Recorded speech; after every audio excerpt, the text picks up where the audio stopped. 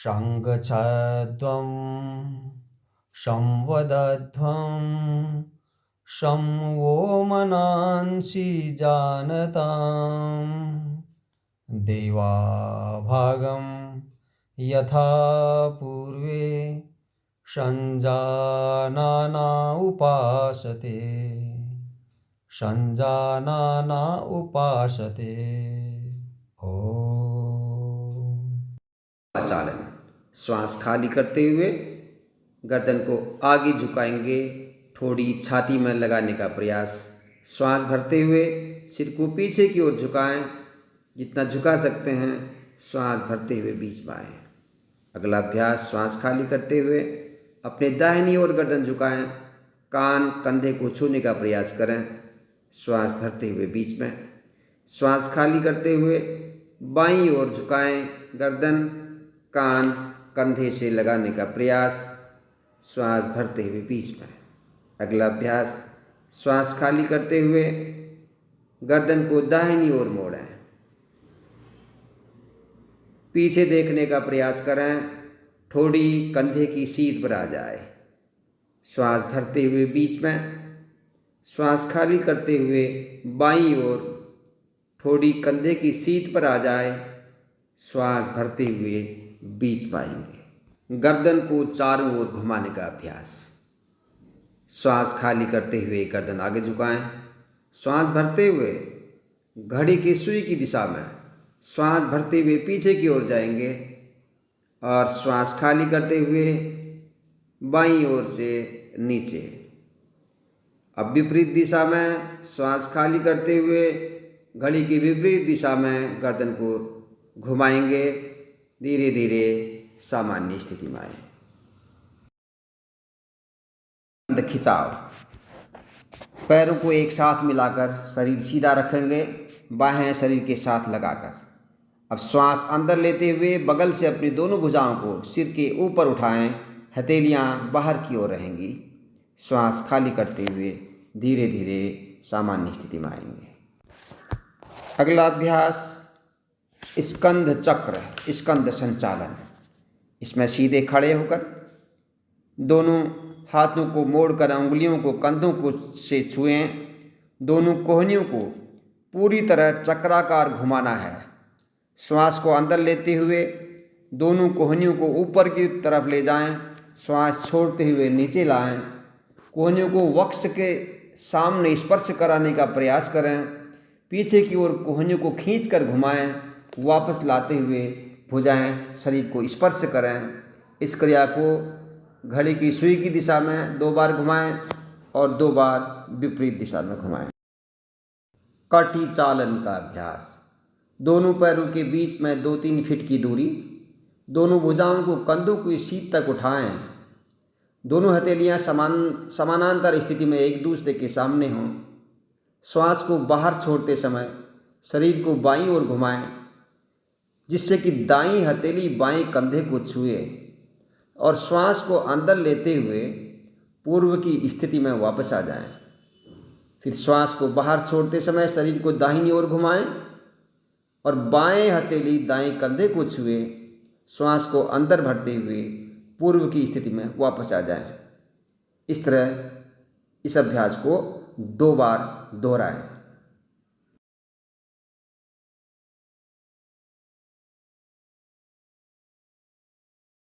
चालन। श्वास को अंदर भरकर अपनी भुजाओं को कंधे तक लेके आएं, हथेलियों को नीचे की ओर रखें। श्वास छोड़ते हुए घुटनों को मोड़ें, शरीर को आधे बैठने की स्थिति में ले आएं। अभ्यास की अंतिम स्थिति में दोनों भुजाएं, जंघाएं जमीन की तरह समानांतर स्थिति में हों। श्वास को अंदर भरते हुए शरीर को सीधा करें। श्वास छोड़ते हुए हाथों को वापस लाएं। 2 बार इस स्थिति को दोहराएं। ताड़ासन। सीधे खड़े होंगे, पैरों में लगभग 2 इंच का फासला। दोनों हाथों को आगे, उंगलियों आपस में फंसाएं। सामने की ओर हथेली करें, खींचें ऊपर की ओर शरीर, बाहें ऊपर की ओर खींचेंगे। पैर के पंजू बल खड़े होंगे। श्वास अंदर भर करके रुकें। लगभग 10 से लेकर 30 सेकंड तक रुकने का प्रयास करें। यह ताड़ासन शरीर में स्थिरता लाता है। मेरुदंड से संबंधित नाड़ियों के रक्त संचय को ठीक करने में सहायक होता है। यह आसन एक निश्चित उम्र तक लंबाई बढ़ाने में भी बहुत लाभकारी होता है। बच्चों के लिए बहुत अच्छा अभ्यास है ताड़ासन का अभ्यास। वृक्षासन। इस आसन में सीधे खड़े होकर पैरों में 1-2 इंच का फासला और फिर धीरे से श्वास खाली करते हुए दाहिने पैर को मोड़कर बाईं जंघा के मूल पर लगाएंगे। दोनों हाथों को श्वास भरते हुए ऊपर की ओर उठाएं, आपस में मिलाएं दोनों हथेलियां, खींचें शरीर को ऊपर की ओर और 10 से 30 सेकंड तक रुकने का प्रयास करें। फिर श्वास खाली करते हुए धीरे धीरे दोनों बाहों को नीचे लेके आएंगे और यही अभ्यास दूसरे पैर से भी दोहराएंगे। बाएं पैर को उठाकर दाईं जंघा पर लगाएंगे। यह आसन तंत्रिका से संबंधित स्नायुओं के समन्वय और शरीर को संतुलित बनाने, सहनशीलता, जागरूकता और एकाग्रता बनाने में बहुत सहायक होता है। पाद हस्तासन। श्वास अंदर भर करके खींचे दोनों हाथों को ऊपर, श्वास खाली कर दोनों हाथों से ज़मीन को छुएं। दोनों पैर के पंजों के पास में हथेलियां रखेंगे और माथा घुटनों के पास लगाने का प्रयास करें। यह आसन मेरुदंड को लचीला बनाता है, जठराग्नि प्रदीप्त करता है, कब्ज और मासिक धर्म से संबंधित समस्याओं से बचाता है। बहुत अच्छा अभ्यास है, लेकिन कमर दर्द के रोगियों को इस अभ्यास से बचना है। अर्धचक्रासन। दोनों हाथों से कमर को सपोर्ट करें, श्वास अंदर भरते हुए गर्दन पीछे की ओर लटकाएं, कमर से ऊपर के हिस्से को पीछे की ओर झुकाने का प्रयास करें अपनी सामर्थ्य के अनुसार और अंतिम स्थिति में पहुंचने के बाद श्वास को सामान्य होने दीजिए, खिंचाव को महसूस करते रहिए। यह अभ्यास मेरुदंड को लचीला बनाता है। मेरुदंड से संबंधित नाड़ियाँ मजबूत होती हैं, कमर की मांसपेशियाँ मजबूत होती हैं, श्वसन क्षमता को बढ़ाता है, सर्वाइकल स्पॉन्डिलाइटिस में भी बहुत लाभकारी होता है। त्रिकोणासन।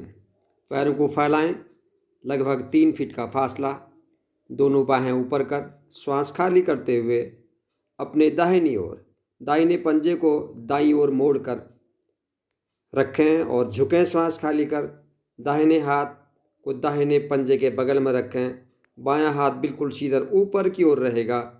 दोनों हाथों में 180 डिग्री का कोण रहे और अंतिम स्थिति में जाने के बाद श्वास को सामान्य होने दें। 10 से 30 सेकंड तक रुकने का प्रयास करें। यही अभ्यास दूसरी ओर से भी करना है। पैर के तलवों से संबंधित विसंगतियों से बचाता है, पिंडली, जांघों और कटी भाग की मांसपेशियों को मजबूत बनाता है, मेरुदंड को लचीला बनाता है, फेफड़ों की कार्यक्षमता बढ़ाता है। यह आसन लंबर स्पॉन्डिलाइटिस में भी लाभकारी होता है। कृपया चैनल को सब्सक्राइब करें, घंटी बजाएं, लाइक, कमेंट और शेयर करें। भद्रासन। दंडासन में बैठकर दोनों पैर मोड़ेंगे, पैर के तलवे आपस में मिलाकर दोनों हाथों से पैर के पंजों को दबाएं अंदर की ओर, घुटनों को ज़मीन पर छूने का प्रयास करें। मेरुदंड सीधा रखते हुए श्वास भरकर रुकने का प्रयास करें। यह आसन शरीर को दृढ़ रखता है, मस्तिष्क को स्थिरता प्रदान करता है, घुटनों और नितंब के जोड़ों को स्वस्थ रखता है, उदर के अंगों को क्रियाशील बनाता है और महिलाओं की मासिक धर्म में भी लाभकारी होता है। आसन। पैर मोड़कर पैरों के पंजे मिले हुए हों, एड़ियाँ फैली, बीच के गैप में बैठना है। यह आसन बहुत लाभकारी होता है। जांग और पिंडली की मांसपेशियों के लिए, पाचन तंत्र की मजबूती के लिए बहुत अच्छा अभ्यास है वज्रासन। ओष्ट्रासन। वज्रासन में बैठने के बाद घुटनों के बल उठें, दोनों हाथों से कमर को सपोर्ट करें, श्वास अंदर भर के गर्दन को पीछे की ओर झुकाएं, लटकाएं, कमर से ऊपर के हिस्से को अपनी सामर्थ्य के अनुसार पीछे झुकाएं। अंतिम स्थिति में पहुंचने के बाद श्वासों की गति सामान्य होने दीजिए और इस स्थिति में अपनी क्षमता के अनुसार रुकें। यह अभ्यास पीठ और गर्दन की मांसपेशियां मजबूत करने वाला है, कब्ज और पीठ दर्द से मुक्ति मिलती है, सिर और हृदय क्षेत्र में रक्त का संचार बढ़ता है, हृदय रोगों के लिए भी बहुत लाभकारी है, किंतु इसका अभ्यास बहुत सावधानी से करना है। हॉर्निया के रोगी, अर्थराइटिस के रोगी, चक्कर आ रहा है इनको है, वो लोग इस अभ्यास को ना करें। ऊष्ट्रासन। वज्रासन में बैठकर दोनों घुटनों के बल खड़े होंगे। श्वास अंदर भर के गर्दन पीछे लटकाएं। धीरे धीरे दोनों हाथों से दोनों पैर के टखनों को पकड़ने का प्रयास करें। अंतिम स्थिति में पहुंचने के बाद श्वासों की गति सामान्य होने दें। इस स्थिति में रुकें। बहुत लाभकारी अभ्यास है। ऊष्ट्रासन दृष्टि दोष में पीठ और गले के दर्द को आराम दिलाता है। उदर और नितंब की चर्बी को कम करने में सहायक होता है। पाचन क्रिया संबंधी और हृदय श्वसन संबंधी विकारों के लिए भी बहुत लाभकारी अभ्यास है ऊष्ट्रासन। हृदय रोगी और हॉर्निया के मरीजों को यह अभ्यास नहीं करना चाहिए। शशकासन। वज्रासन में बैठकर दोनों घुटनों को फैलाएं अधिकतम। दोनों हथेलियों को सामने रखें घुटनों के बीच में। श्वास खाली करते हुए दोनों हाथों को पूरा आगे तक लेके जाएं, जहां तक ले जा सकते हैं। पीछे से उठना नहीं है। श्वास खाली कर ठोड़ी जमीन पर छुएं। पूरे शरीर को ढीला छोड़ दें। आंखें हल्के से बंद कर सकते हैं कुछ समय के लिए। बहुत लाभकारी है मानसिक तनाव को दूर करने के लिए और कब्ज की समस्या को भी दूर करने के लिए बहुत अच्छा आसन है शशकासन। उत्तान मंडूकासन। इस आसन में वज्रासन में बैठकर दोनों घुटनों को अधिकतम फैलाना है। पीछे पंजे मिले रहेंगे। एड़ियों के गैप में बैठना है और दोनों हाथों को ऊपर कर दाहिनी हथेली को बाएं कंधे के नीचे, बाईं हथेली को दाएं कंधे के नीचे रखना है। इस स्थिति में रुकेंगे श्वास भरकर। यह आसन पीठ दर्द और ग्रीवा की तकलीफ को दूर करने में मदद करता है। शरीर की उदरीय गति को भी के लिए भी लाभकारी है। फेफड़ों की कार्यक्षमता को बढ़ाता है। श्वसन क्रिया को मजबूत करने वाला आसन है उत्तान मंडूकासन। मेढक के बैठे हुए में मेढक की जो स्थिति बनती है वह वक्रासन। दंडासन में बैठने के बाद दाहिने पैर को मोड़ें और बाईं जंघा के पास सटा के रखें। दाहिना हाथ पीछे रख लें। बाएं हाथ को पेट और जंघा के बीच से लाते हुए दाएं पैर के पंजे के पास टिका दें। कमर से ऊपर का हिस्सा घुमाते हुए दाहिनी ओर ले जाकर रुकें और श्वास भर कर रुकने का प्रयास करें। श्वास खाली करते हुए वापस आ जाएं विश्राम की स्थिति में। यही अभ्यास दूसरी ओर पैर से भी करना है। वक्रासन का अभ्यास बहुत लाभकारी अभ्यास है। वक्रासन मेरुदंड को लचीला बनाता है। कब्ज और अग्निबांध को दूर करने में सहायता प्रदान करता है। पैंक्रियाज की कार्यक्षमता को बढ़ाता है।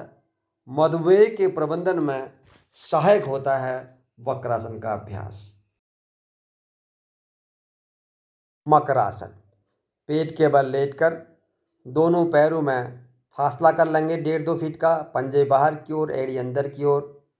बाईं हथेली के ऊपर दाहिनी हथेली पट करके रखें। इसके ऊपर अपनी कनपट्टी रख लें। शरीर को ढीला छोड़ दें। आंखें बंद करके श्वासों की गति सामान्य हो जाने दें। बहुत लाभकारी अभ्यास है मानसिक तनाव को दूर करने के लिए, विश्राम देने के लिए पूरे शरीर। भुजंगासन। दोनों हथेलियां कंधों के पास रखें। श्वास भर करके ऊपर उठें। कमर से ऊपर का हिस्सा ऊपर देखिए। श्वास कुछ देर रोकिए, फिर सामान्य हो जाने दीजिए श्वास।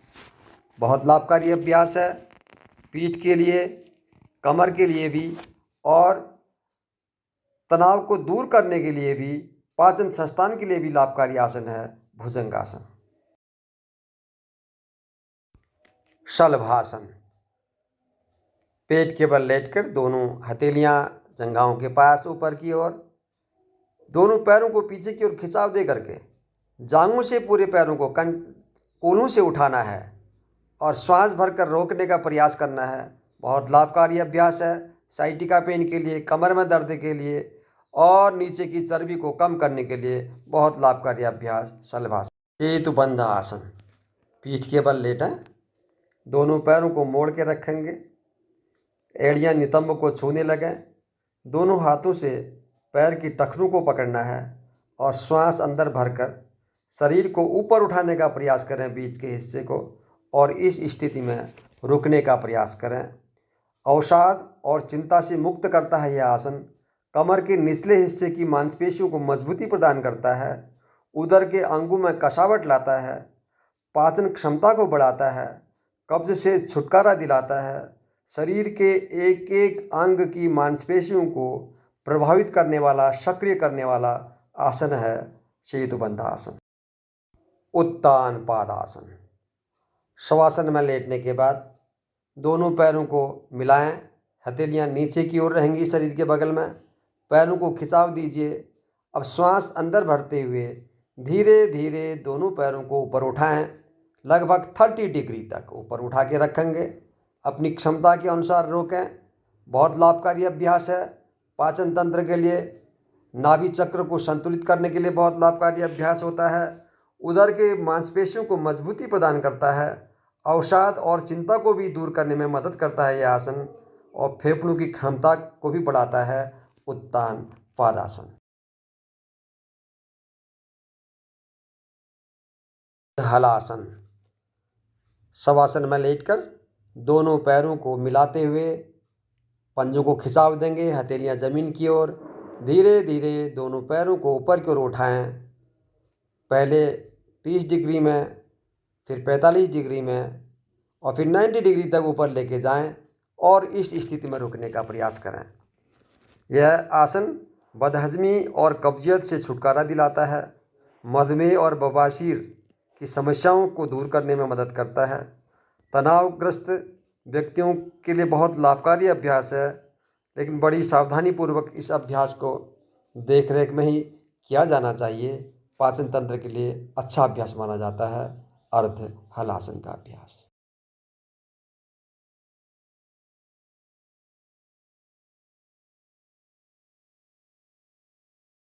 पवन मुक्तासन। पीठ के बल लेटकर दोनों पैरों घुटनों को मोड़िए, दोनों हाथों से उंगलियों को फंसाकर पैरों को दबाएं अंदर की ओर, घुटनों को मिलाते हुए श्वास पूरा खाली कर गर्दन ऊपर उठाएं और दोनों घुटनों के बीच में अपनी ठोड़ी लगाने का प्रयास करें। इस स्थिति में रुकने का प्रयास करें। बहुत लाभकारी अभ्यास है पवन मुक्तासन। पाचन तंत्र के लिए, गैस की समस्या को दूर करने के लिए बहुत अच्छा आसन माना जाता है। पाचन प्रक्रिया को सुदृढ़ करने वाला अभ्यास है पवन मुक्तासन। शवासन। पीठ के बल लेटकर पैरों में लगभग 1-1.5 फीट का फासला कर देंगे, पंजे बाहर की ओर लटके हुए, हथेलियां शरीर से लगभग 6 इंच की दूरी पर हथेलियां ऊपर की ओर रहेंगी, उंगलियां थोड़ा मुड़ी रहेंगी, आंखें हल्के से बंद कर लेनी है, पूरे शरीर को ढीला छोड़ देना है, रिलैक्स करना है। शरीर के एक एक अंग पर ध्यान ले जाते हुए उस अंग विशेष की मांसपेशियों को शिथिल छोड़ देना है। बहुत लाभकारी अभ्यास है मानसिक स्वास्थ्य के लिए, शरीर को पूर्ण विश्राम देने के लिए बहुत अच्छा अभ्यास माना जाता है। सब आसनों के अंत में शवासन का अभ्यास अवश्य करना चाहिए। कपालभाति प्राणायाम। इस अभ्यास में सहज होकर के किसी भी आसन में, ध्यानात्मक आसन में बैठेंगे। मेरुदंड गर्दन सीधी रखनी है, दोनों हाथों को ध्यान मुद्रा में घुटनों के ऊपर रखें। सहज होकर के एक एक श्वास को झटके के साथ बाहर छोड़ते जाना है। श्वास को बाहर छोड़ने में प्रयत्नपूर्वक छोड़ना है, बलपूर्वक श्वास को छोड़ना है, लेकिन श्वास को भीतर स्वतः रूप से जाने देना है। लगातार करते रहेंगे कपालभाति का अभ्यास। एक एक श्वास जो बाहर छूटेगी, प्रत्येक बाहर छूटती हुई श्वास पर अपना ध्यान केंद्रित करना है। कपालभाति कपाल को शुद्ध करता है, कफ विकारों को समाप्त करता है, जुकाम, साइनोसाइटिस, अस्थमा, श्वास नली संबंधी संक्रमण को दूर करने में लाभदायक होता है, पूरे शरीर का कायाकल्प करता है, चेहरे की चमक और दीप्ति बनाए रखता है। यह तंत्रिका तंत्र और साथ ही पाचन अंगों को भी शक्तिशाली बनाने वाला अभ्यास है कपालभाति प्राणायाम। इस अभ्यास को हम पहली बार में 30 बार तक श्वास को तेज़ी से फेंकेंगे और ऐसे ही 2 चक्र फिर करेंगे, अर्थात 30-30 के 3 चक्र हमने करने हैं कपालभाति प्राणायाम के। बहुत लाभकारी अभ्यास है कपालभाति प्राणायाम का अभ्यास। सावधानी, हृदय संबंधी व्याधियों में, चक्कर आने में, उच्च रक्तचाप, नासिका से रक्त प्रवाह हो रहा हो, मिर्गी, migraine, stroke, hernia, gastric ulcer, गर्भावस्था और मासिक धर्म होने की स्थिति में भी इस अभ्यास को नहीं करना चाहिए, बचना चाहिए इस अभ्यास से। अनुलोम विलोम या नाड़ी शोधन प्राणायाम, इसमें सहज रूप से किसी ध्यानात्मक आसन में बैठें, मेरुदंड सीधा रहे, गर्दन सीधी, बाएं हाथ को ध्यान मुद्रा में रखें घुटने के ऊपर, दाहिना हाथ नासिकाग्र मुद्रा में रहेगा, मध्यमा और तर्जनी उंगली अंगूठे के मूल पर लगेंगी और अंतिम 2 उंगलियां कनिष्ठिका और अनामिका उंगली उनसे बाई नासिका और अंगूठे से दाई नासिका बंद होगी। बाएं से श्वास शुरू करेंगे, अंगूठे से दाई नासिका बंद करेंगे, बाएं से धीरे धीरे श्वास भरेंगे और इन 2 उंगलियों से बाई नासिका बंद कर दाहिने से धीरे धीरे श्वास बाहर फेंकेंगे और फिर दाएं से धीरे से भरेंगे, बाएं से श्वास को बाहर फेंकेंगे। यह 1 चक्र होगा। ऐसे हम 5 चक्र और करेंगे अनुलोम विलोम प्राणायाम के। आरंभ में जितना समय श्वास को भरने में लगेगा उतना ही समय श्वास को छोड़ने में लगाएं और बाद में जितना समय श्वास भरने में लगे उससे लगभग दुगना समय श्वास को खाली करने में लगेगा। यह प्राणायाम शरीर के प्रत्येक नाड़ी को शुद्ध करता है, पूरे शरीर का पोषण करने वाला अभ्यास है, मन में निश्चलता लाता है, शांति प्रदान करता है, एकाग्रता को बढ़ाता है अभ्यास, कफ विकार को भी कम करता है, तनाव और चिंता को दूर करने वाला अभ्यास है, जीवन शक्ति को बढ़ाता है अनुलोम विलोम प्राणायाम। शीतली प्राणायाम, इसमें किसी ध्यानात्मक आसन में सहज होकर बैठेंगे, दोनों हाथों को ध्यान मुद्रा में रखेंगे, होठों को हल्का खोलकर गोल आकृति बनाकर दोनों होठों के बीच में जिह्वा को नालीनुमा बनाकर आगे लेके आएं। अब मुंह के रास्ते जिह्वा से होते हुए श्वास को भीतर ले भरना है। कुछ आवाज़ आएगी, श्वास अंदर जिह्वा से टच करता हुआ फेफड़े में जाएगा, ठंडक प्रदान करेगा और फिर मुंह बंद कर नासिका द्वारों से श्वास को धीरे धीरे बाहर फेंकना है। यह अभ्यास रक्त को शुद्ध करता है, शरीर और मन में शीतलता प्रदान करता है, उच्च रक्तचाप वाले व्यक्तियों के लिए बहुत लाभकारी है, हाई ब्लड प्रेशर को कम करने वाला अभ्यास है, भूख और प्यास का शमन करता है, शरीर में अगर बहुत गर्मी रहती है तो ठंडक प्रदान करने वाला अभ्यास है, अपच और पित्त के कारण होने वाली व्याधियों को दूर करता है, बदहजमी को दूर करता है, त्वचा और नेत्रों के लिए भी लाभकारी होता है शीतली प्राणायाम। भ्रामरी प्राणायाम, इसके अभ्यास में किसी आसन में ध्यानात्मक आसन में बैठना है, मेरुदंड सीधा रहेगा, मन सहज शांत होकर के बैठना है, ध्यान मुद्रा में दोनों हाथ, लंबा गहरा श्वास लेना है और धीरे धीरे श्वास नासिका से खाली करते हुए भौरे के गूंजने की तरह आवाज़ नासिका से होगी, ऐसी ध्वनि करते हुए श्वास को बाहर फेंकना है। यह होगा भ्रामरी प्राणायाम। बहुत लाभकारी अभ्यास है तनाव मुक्त होने के लिए, चिंता, क्रोध, भय को समाप्त करने के लिए। और दूसरे तरीके से जब हम इसका अभ्यास करते हैं तो उसमें षड्मुखी मुद्रा के साथ यह होगा। तर्जनी से दोनों आँखों के कोनों में तर्जनी उंगली लगाएंगे, मध्यमा से दोनों नॉस्ट्रिल्स पर दबाव देंगे और अनामिका ऊपरी वाले होंठ के पास और कनिष्ठिका नीचे वाले होंठ के पास। यह षड्मुखी मुद्रा होगी। इसमें उसी तरीके से श्वास अंदर भरकर श्वास खाली करते हुए नासिका से ध्वनि करते हुए श्वास को बाहर फेंकेंगे। ध्यान। सर्वप्रथम किसी भी ध्यानात्मक आसन में बैठ जाएंगे। मेरुदंड को बिना किसी प्रकार का कष्ट दिए हुए सीधा रखना है। ज्ञान मुद्रा या ध्यान मुद्रा में दोनों हथेलियों को रखें। अंगूठे और तर्जनी के अग्रभाग को हल्का सा स्पर्श करेंगे और इस स्पर्श को महसूस करते रहेंगे। अन्य 3 उंगलियां सीधी और आरामदायक स्थिति में होनी चाहिए। तीनों उंगलियां एक दूसरे के अगल बगल हों, एक दूसरे को स्पर्श करती हुई रहें। ऊपर की ओर खुली हुई हथेली को घुटनों पर रखें। हाथों और कंधों को ढीला छोड़ दें, शिथिल हो जाएं। आंखें हल्के से बंद रहेंगी। ठोड़ी को थोड़ा ऊपर उठा के रखें। मुंह को थोड़ा सा ऊपर की दिशा में उठाकर एकाग्र चित्त होकर के बैठ जाएं।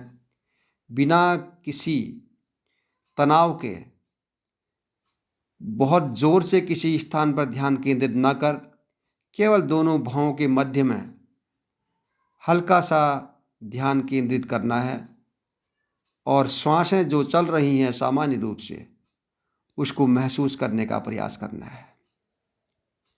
जो भी विचार हैं मन में चल रहे हों, प्रयास करना है उन विचारों को दूर कर सकें।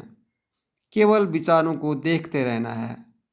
जो भी विचार आए उसको सहजतापूर्वक आने दें, जाने दें और वर्तमान में पवित्र विचार मन में लाने का प्रयास करें। और इस स्थिति में लगातार कुछ समय तक बैठे रहने का अभ्यास करें। धीरे धीरे मन खाली होता जा रहा है, विचार कम होते जा रहे हैं, सकारात्मक विचार मन में आ रहे हैं। इसको महसूस करते रहेंगे। संकल्प। मैं संकल्प लेता हूँ कि सर्वदा अपनी सोच में संतुलन बनाए रखूँगा। ऐसी मनः स्थिति मेरे उच्चतम आत्मविकास की असीम संभावनाएं प्रदान करती है। मैं अपने कर्तव्य निर्वाह के प्रति, कुटुंब और कार्य के प्रति तथा समाज व समूचे विश्व में शांति, स्वास्थ्य और सौहार्द के प्रसार के लिए कृत संकल्पित हूँ। शांति पाठ। ओम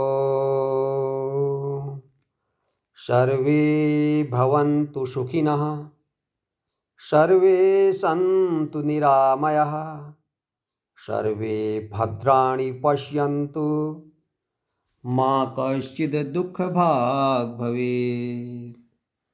ओम शांति शांति शांति।